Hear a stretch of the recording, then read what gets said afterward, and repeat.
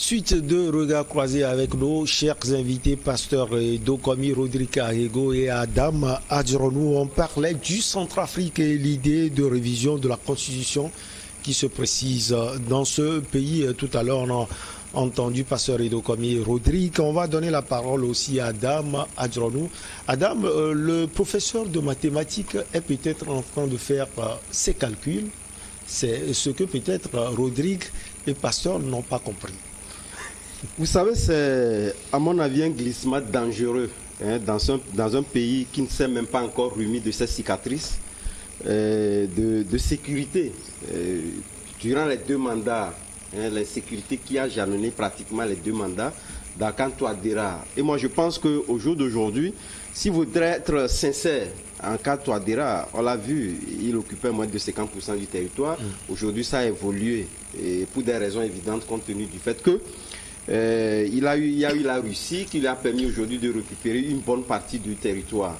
Et donc lorsqu'on veut être un président où on se bouquérise pratiquement à la capitale et qu'on estime qu'on gouverne le pays, je pense qu'il appartient quand même à cette population là-dessus. Malheureusement, nous sommes dans un pays où il serait très difficile de pouvoir tenir un discours sincère lié au fait qu'on puisse donc parler d'une opinion général de cette population-là qui s'exprime. C'était même le cas lors de son élection. Puisqu'il était très difficile de pouvoir parler population centrafricaine ayant porté sa voix pour l'élection d'Akan Touadéra. Mais on sait aujourd'hui que Akan Touadéra a tout fait pour mettre les jalons qu'il faut et qu'il ne soit pas touché. On a vu pratiquement les tentatives d'incursion des groupes armés vers Bangui, etc. qui ont échoué. Et aujourd'hui, ça a été beaucoup plus renforcé avec donc, le groupe Wagner. Et donc, partant de là, nous savons pertinemment que si nous prenons le cas centrafricain où on n'arrive pas à évaluer ce que coûte ce groupe-là, ce mercenariat-là à la Centrafrique, mais tout le monde sait que c'est le contribuable qui paie ce groupe-là. Et lui également, aujourd'hui, étant donné qu'il n'est pas arrivé à pouvoir d'abord rassembler tous les groupes armés, parce que ce sont pratiquement des groupes politiques, qui sont là, qui n'arrivent pas à rassembler. Et certains groupes armés sont exclus même du processus de donc il fait un réconciliation. passage en force. Et veut, parce que lorsque vous savez véritablement que même dans les démocraties célébrées, on sait véritablement, lorsqu'on fait le choix de la démocratie, il faut l'exprimer comme tel. Et la démocratie, c'est la loi de la majorité. Et lorsqu'on n'a pas cette majorité-là qui puisse vous dire que, stop, vous estimez quand même qu'il y a disons, une dictature qui s'exprime. Et c'est cette dictature-là qui permet aujourd'hui à Akan Touadéra de pouvoir vouloir modifier la constitution pour se maintenir au pouvoir pour peut-être un 3e ou 4e mandat. Puisque lorsque vous souhaitez un 3e, bien évidemment que vous aurez un 4e mandat. J'aurais bien voulu que cette révision constitutionnelle, même si on prend la constitution des États-Unis, les voix s'élèvent aujourd'hui. Malheureusement, il y a eu des garde-fous qui ne permettent pas à la population pratiquement aux institutions de l'État de pouvoir donc aller dans ce sens-là. Mais c'est bien dommage. Et donc je pense que si nous, nos constitutions aujourd'hui, arrivent donc à le permettre, on ne va pas. Si tel qu'on a la bonne volonté de le faire, je pense qu'au début des mandats de Akan Touadéra, il pouvait passer donc à cette modification constitutionnelle. Puisqu'on peut avoir des appréhensions qui puissent donc nous permettre d'aller à ces révisions. Ce n'est pas quand même hormis. Mais au même moment, lorsqu'on le fait en fin de mandat, ça voudrait dire quand même qu'on nourrit des ambitions de pouvoir se maintenir au pouvoir. C'est ce qu'on constate, c'est pourquoi les gens ne vont pas attendre que Akan Touadéra puisse donc s'exprimer sur cette volonté de pouvoir aller donc à cette modification constitutionnelle. On sait directement qu'en arrière-plan, il y a donc des idées derrière. Et ces idées, c'est de se maintenir au pouvoir. Et le cas centrafricain aujourd'hui s'y prête largement donc à cet exercice-là. Maintenant, si normalement au niveau de la Centrafrique, la région centrafricaine, je prends, ce n'est pas la région de l'Afrique centrale. Si également on avait donc des institutions sous-régionales assez fortes, je pense que si vous prenez la CEDEAO, l'Union africaine aujourd'hui, tout le monde est d'accord que on doit aller donc à les limitations de mandat. Et on a vu beaucoup de pays aujourd'hui. On l'a pas réussi en Afrique de l'Ouest. Oui, pas totalement, mais beaucoup ont compris parce que la CEDEAO l'a pratiquement inclus dans les valeurs de gouvernance pluraliste et de gouvernance démocratique. Donc aujourd'hui, il n'y a pas de pays aujourd'hui qui puisse donc se soustraire à cet exercice-là. Donc on ne va pas, étant donné aujourd'hui Macky Sall qui est porteur donc de cette valeur-là doit quand même également avoir sa parole dans cette propension d'Akan Touadéra à pouvoir modifier la constitution pour pérenniser pratiquement la division du pays. Parce que de toutes les façons, le deuxième mandat d'Akan Touadéra a été donc acquis sur des critiques énormes. Ouais, parce que on ne peut pas, c'était des élections qui sont critiquables. Et tout le monde peut également donc l'apercevoir. Donc ça voudrait dire quelque part que ce passage en force là, il a eu l'occasion de le pérenniser, donc il veut donc le pérenniser jusqu'au 4e mandat. Donc je pense que les institutions de l'Afrique centrale doivent se lever pour également, malheureusement, nous sommes dans des pays où pratiquement il y a une similitude de ces actes-là. Beaucoup ont modifié ces constitutions-là pour se maintenir au pouvoir. Il est très difficile qu'on ait donc des modèles qui puissent donc amener Akan Touadéra à pouvoir donc retrouver la raison, malheureusement. Et donc je pense que ça doit dépasser la réponse centrafricaine et que l'Union africaine puisse avoir dans son mot à dire sur cette propension. Est-ce que sur son chemin, le président centrafricain peut rencontrer des obstacles au niveau de l'hémicycle d'abord, au niveau de la population et de la classe politique de ce pays? Oui, je crois naturellement, mais au niveau de l'hémicycle, je crois qu'il y a des gens certainement qui vont s'opposer. Il y a ces opposants, vous parlez de Martin Ziguélé et autres qui sont là, donc ils vont certainement... Mais son parti est majoritaire, ils sont minoritaires. Oui, mais l'opposition est minoritaire, mais certainement ils vont aussi, cette opposition-là va hausser le ton par rapport à ce glissement dangereux dont Adam parlait tout à l'heure. Parce que l'Union africaine vient d'ailleurs de sortir d'une rencontre, d'un sommet qui porte sur les changements anticonstitutionnels. Ça ne veut pas dire seulement les coups d'État. Mais il faut aller, justement, c'est ce qu'on n'a pas compris jusque-là. On a laissé les changements de constitution, les coups d'État constitutionnels, on les a laissés de côté. On a pensé, on s'est fixé sur les coups d'État militaires, alors que c'est faux. Les changements, les coups d'État constitutionnels, on en a connu. Au même moment, au même titre que les coups d'État militaires, les renversements des pouvoirs. Bon, donc je crois fondamentalement qu'il faut rappeler Archange Touadéra a la raison. Vous vous rappelez de ce qu'un groupuscule de gens au Niger avait demandé à Mahaman, le président Issoufou, de faire un 3e mandat. Il a refusé. Il a refusé, on les a mis... Non seulement il a refusé, mais il les a emprisonnés. Moi, je crois que c'est ces groupuscules-là qui sont aussi à l'œuvre en Centrafrique. Et Touadéra doit ouvrir les yeux, parce que lui, au moins, on le voyait quand même professeur, celui qui aujourd'hui continue d'enseigner à l'université, qui est là, qui continue d'enseigner en tant que professeur. Donc pour nous, c'est un modèle. C'est un modèle, et il ne va pas gâcher tout ça là, se cacheter par cette propension à vouloir pérenniser son pouvoir, à continuer encore un autre mandat. Mais ce serait un précédent fâcheux, et je ne crois pas l'Afrique. Vous voyez l'Afrique centrale, vous prenez l'Afrique centrale. L'Afrique centrale, c'est un pays où apparemment il n'y a pas de démocratie. Vous prenez l'Afrique centrale. Congo. C'est pourquoi je parlais donc de similitudes. Peut-être qu'au Congo démocratique, qui vient de prendre ça commence pas à venir. Ça commence pas à venir. Mais vous prenez Congo, Denis Sassou Nguesso, vous prenez Guinée équatoriale, vous prenez Gabon, vous prenez Cameroun. Voilà, c'est des pays non démocratiques. Guinée-Bissau, c'est l'instabilité. Guinée équatoriale, pardon. Guinée équatoriale. Où il est là, plus de 40 ans, il est là avec son fils qui va certainement le succéder. Donc vous voyez, cette région-là, apparemment, c'est une région de non-droit. Et tout peut arriver. Mais je crois que Touadéra peut faire l'exception et donc créer quelque chose qui puisse servir de modèle. Mais là, il est sur une voie glissante. Et vraiment, qu'on lui dise que les autres chefs d'État, notamment le président de l'Union africaine, puissent lui dire non, le pays était fragile, vous allez faire 2 mandats, il faut laisser la constitution. C'est aussi facile. Mais ce qui était dommage, je pense que au-delà de tout, si on prend ce président-là qui essayait de jouer le rôle de médiateur, qui jusqu'au jour d'aujourd'hui n'est pas arrivé dans aucun pays au niveau de la Centrafrique à pouvoir imposer les règles dignes de ce nom en matière de démocratie. S'il le réactualise, je pense qu'il faudrait quand même qu'on évolue. Et de l'implication de l'Union africaine dans ce dossier-là est très importante. Pour faire encore qu'on ne va pas toujours dire que voilà, c'est une région qui est habituée à ce genre de choses. Et je pense que, et d'ailleurs même étant donné que les Nations Unies avaient estimé que la CEDEAO était sur une bonne pente en résolvant donc cette crise-là, il faudrait quand même qu'on puisse donc copier la même manière au niveau de la Centrafrique et éviter qu'on puisse donc arriver à ces précédents fâcheux. Je ne vais pas tromper les téléspectateurs pour dire que la CEDEAO a réussi à régler quelques problèmes que ce soit liés au tripatouillage constitutionnel dans l'espace communautaire. Vous comprenez? Nous savons qu'il y a des pays qui sont spécialisés dans la limitation de mandats.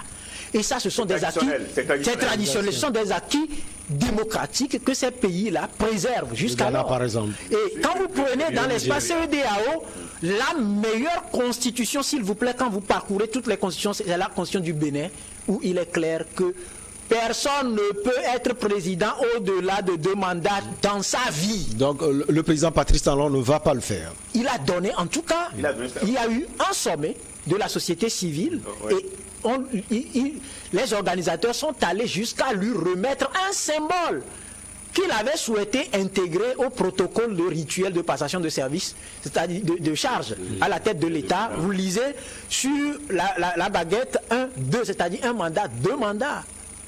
C'est-à-dire aujourd'hui, il faut aller, les pays ne sont pas nos maisons. Et le peuple, ce n'est pas ma femme et mes enfants. Ce sont des foyers, des communautés. Vous comprenez? Et donc, il faut comprendre que chacun a forcément envie là de devenir quelque chose. Et il faut donner la chance à tout le monde. En faisant de sorte que quoi? Que les envies ou l'obsession des uns ne priment pas sur celle des autres. C'est pour ça qu'il y a la limitation de mandat. D'accord?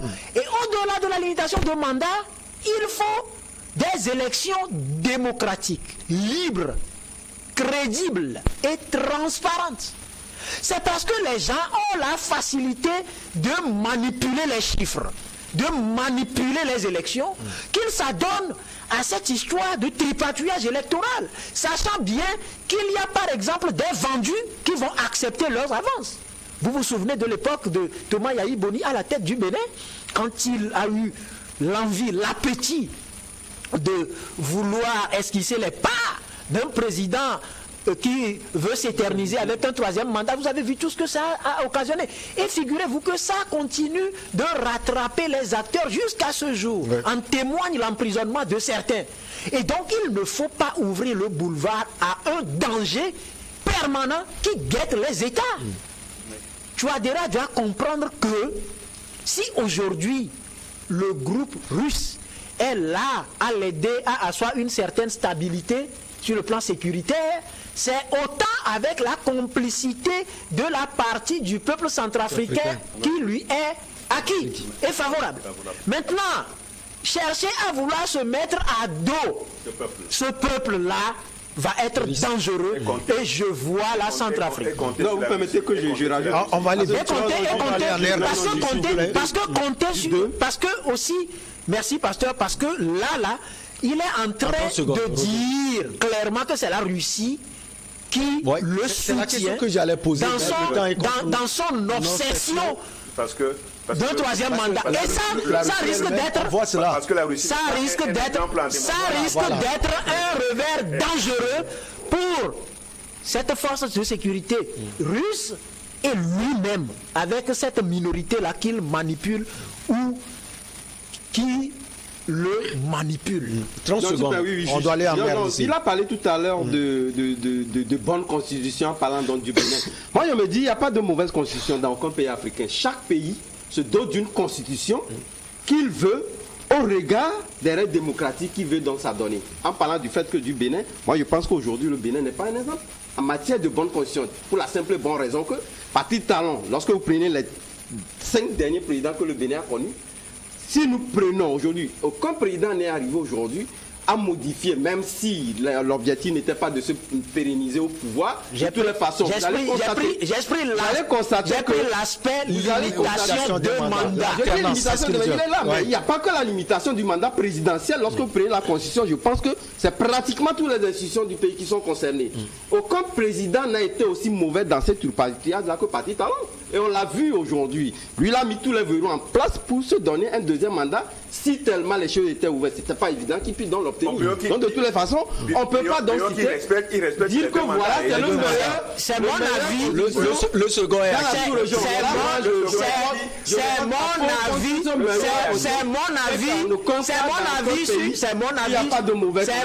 sur le principe de la limitation de mandat. Vous gardez la parole. C'est mon avis sur la limitation de mandat. Ça c'est clair. Vous le permettez, on va prendre la direction de Kinshasa. Adam, vous gardez la parole. Une série de manifestations a démarré en RDC lundi 30 mai. Elle vise le Rwanda qui est officiellement accusé par le gouvernement congolais de soutenir le M23 dans les combats en cours dans l'Est contre les forces armées congolaises. Alors, ces manifestations, qu'est-ce que cela peut apporter concrètement? Peut-être qu'on va planter le décor en parlant de cette crise aujourd'hui entre le Rwanda et le Congo.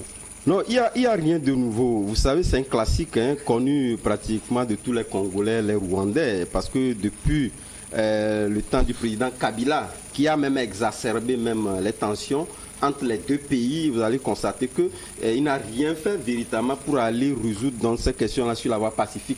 Il n'y a que le président actuel Félix Tshisekedi qui a donc esquissé les pas. Et vous avez vu le déplacement du président rwandais au niveau même de RDC Congo. On avait pratiquement dit en son temps que c'était de bons pas, parce qu'on ne peut pas éternellement rester cloîtré dans cette logique-là de pouvoir dire que voilà, nous sommes des voisins.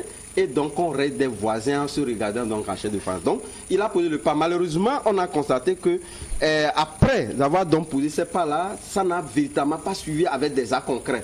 Et c'est ce qui motive aujourd'hui que pratiquement toute la population s'est révélée aujourd'hui en disant que voilà, puisqu'il y a des indices. Entre-temps, c'est vrai, le président Kabila était dans une logique donnée. Le passage en force, c'est la force qui doit donc permettre de résoudre les problèmes.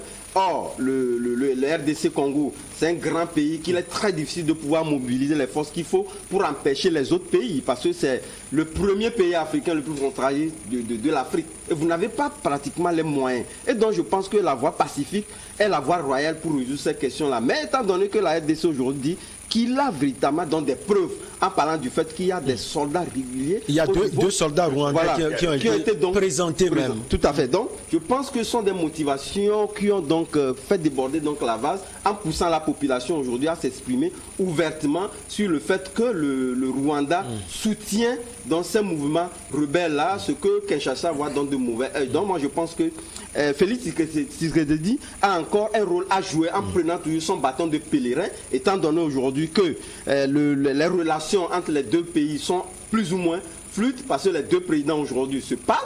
Ce n'est pas comme le temps Kabila où on ne peut pas avoir des présidents donc, qui se parlent. Chacun se regardait, donc chacun utilisait la méthode forte pour résoudre cette question-là. Donc il doit prendre, pour éviter pratiquement, parce qu'ils ont des populations qui parlent les mêmes langues, des populations donc, qui sont pratiquement ensemble. On ne peut pas, donc cela risquerait donc d'arriver autre chose si pratiquement on ne choisit pas la voie pacifique pour résoudre ce problème-là. Moi, c'est cela même qui m'inquiète. Au-delà de tout, les gens peuvent être dans une poursuite figurative en faisant en sorte que exhiber donc des motivations qui ne sont pas forcément, parce que vous avez vu la réaction du Rwanda qui a estimé que surtout du ministre des Affaires étrangères. Tout à fait. Qui s'est donc prononcé sur la question. Ça voudrait dire quelque part que ces motifs-là avancés ne les convainc pas et prouvent à suffisance que de part et d'autre, chacun essaie donc de tirer la balle de son camp en trouvant donc des motifs pour donc inculper l'autre étant donc le mauvais élève dans cette résolution de crise. Alors, il a parlé de la réaction du ministre des Affaires étrangères du Rwanda qui dit que c'est le gouvernement congolais qui serait à la base de ce qui arrive actuellement, parce qu'il n'a pas su gérer cette question du M23. Finalement, la rébellion a été divisée. C'est une partie qui reprend les armes. Entre-temps, Rodrigue, on peut peut-être penser aussi à cette rébellion, les ADF, une rébellion qui vient de l'Ouganda. Et c'est l'Ouganda qui aide aujourd'hui la République démocratique du Congo à résoudre le problème. Est-ce que cette résolution du problème est en train d'irriter Kigali? Mais il y a une chose à comprendre dans un premier temps. Les pays frontaliers ont toujours de ces facteurs-là qui, lorsqu'il y a une situation fâcheuse, encouragent vite le fait que des frères séparés par une frontière se retrouvent pour préserver les acquis d'une part et d'une autre. Je ne sais pas si vous comprenez. Si je dois revenir dans mon pays, le Togo, il y a eu une situation à Badou où très vite les populations ont trouvé utile d'aller prendre le drapeau du Ghana pour venir planter sur le territoire. Ce sont des frères, au fait. Et quand vous longez les frontières, vous allez voir que... Ouais. Donc c'est beaucoup plus facile qu'entre-temps, un frère ou un cousin qui est encore habillé de l'autre côté peut se mettre en civil, par exemple, pour appuyer. Ce n'est pas étrange, parce que c'est aussi ça, ce que les frontières ont réussi avec la colonisation. C'est l'un des cadeaux empoisonnés que la colonisation nous a laissé. Quand vous prenez par exemple le Togo, vous prenez à Flaou ici, ouais. Vous allez voir que... C'est un même peuple. C'est un même peuple. Vous trouvez Batomé ici, au Togo, vous trouvez Batomé de l'autre côté. Vous longez jusqu'à Dani, etc. Bachoumé, Togo. Et d'ailleurs, à Bachoumé, vous avez Bachoumé Togo, Bachoumé Ghana, et les deux Bachoumé ont un seul chef traditionnel qui intervient au Togo et qui intervient au Ghana. L'autre fois, j'ai trouvé Nikonakwa au Ghana. Mais il y a bien sûr, il y a Nikonakwa au Ghana. Il y a Hedranao au Ghana, et sauf que de l'autre côté, l'accent à l'appel Hedranao. Et donc, voilà un peu. Voilà, il y a Sokodé au Ghana. Il y a Sokodé au Togo, il y a Sokodé au Ghana. Et donc, quand vous prenez cette situation-là, la gestion on doit être extrêmement prudente lorsqu'il y a une situation. C'est pour ça d'ailleurs que vous allez voir qu'entre le Togo et le Ghana en période électorale, on fait vite de reconnaître des Ghanéens qui viennent voter au Togo et des Togolais qui vont voter par exemple au Ghana. Parce que la différence, c'est pas facile à établir. C'est pas parce que c'est le même peuple. Au Togo, vous avez les Dessouza. Au Bénin, vous avez les Dessouza. Au Togo, vous avez les Dalméda. Au Bénin, vous avez les Dalméda. Vous avez les Brousse au Togo, les Messans sont partout, etc. Donc c'est un peu ça. Revenons à la situation qui prévaut de l'autre côté. Vous savez, je pense que l'Afrique doit revenir sur ses principes fondamentaux des ancêtres. Apprendre à régler les problèmes. Pas avec les moyens forts, mais avec la forte capacité de préserver la fraternité, de préserver l'harmonie au sein des peuples. C'est de cela qu'il s'agit. Mais lorsque ça manque et qu'on fait appel à la brutalité, la violence n'appelle que la violence. Avec Kabila, Joseph Kabila, le problème était déjà exacerbé. On a parlé tout à l'heure des hommes armés. Les hommes armés, ce n'est qu'hier que ces hommes armés appartenaient à un pays. Mais on avait vu au Libéria des hommes armés, des rebelles. C'était ça, non? Mais dans les différentes situations de crise que certains pays, la plupart des pays ont connues, en Côte d'Ivoire, on avait cité par exemple des rebelles venus du Libéria, sollicités pour appuyer un président ou un camp. D'accord? On en a vu dans d'autres pays comme le Burkina Faso également. Alors, donc quand vous prenez ces aspects-là, je ne pense pas qu'il faut perdre du temps sur cela, mais plutôt aller à ce qui fait que des gens portent les armes et circulent en offrant leurs services à d'autres porteurs d'armes pour déstabiliser la paix dans les États. Donc il faut que les chefs d'État, au lieu de s'engueuler, donc les deux, au lieu de chercher à... Mais les deux doivent se dire que c'est notre problème.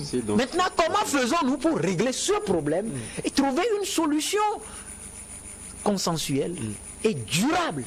C'est ça qui doit aider, à mon avis, à régler cette situation. Mais si on doit être chacun dans son camp en train de pondre des communiqués, en train d'envoyer les chefs de diplomatie pour parler, etc., je pense qu'il n'y aura pas de problème. Et c'est ça aussi l'un des enjeux.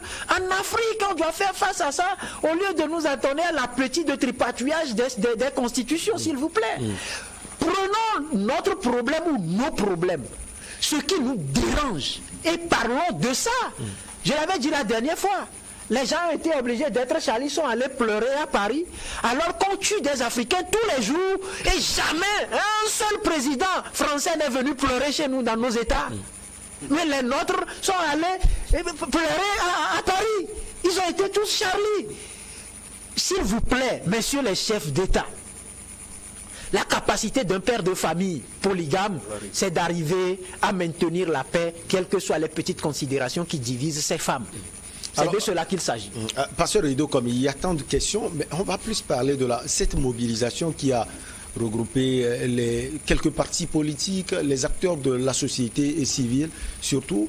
Quel va être l'impact sur ce qui se passe actuellement entre Kigali et Kinshasa?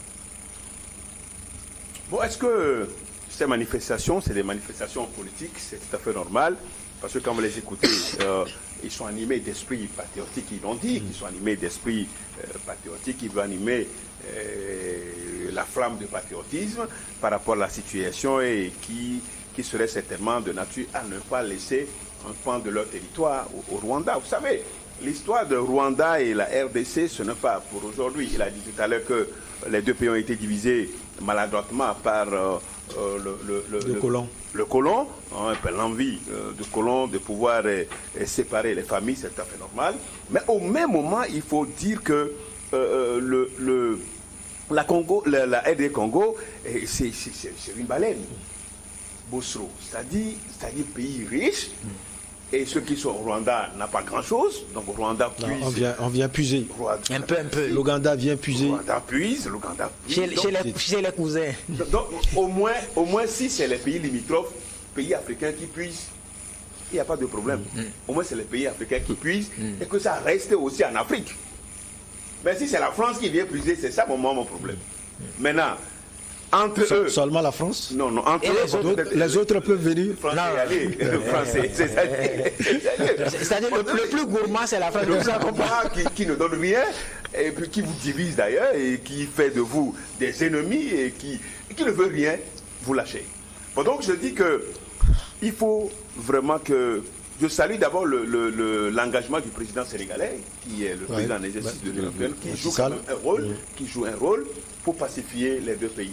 Parce que le Congo et la République démocratique du Congo est déjà fragilisé par des années de guerre entretenues par M23 et ses alliés. D'autres rébellions.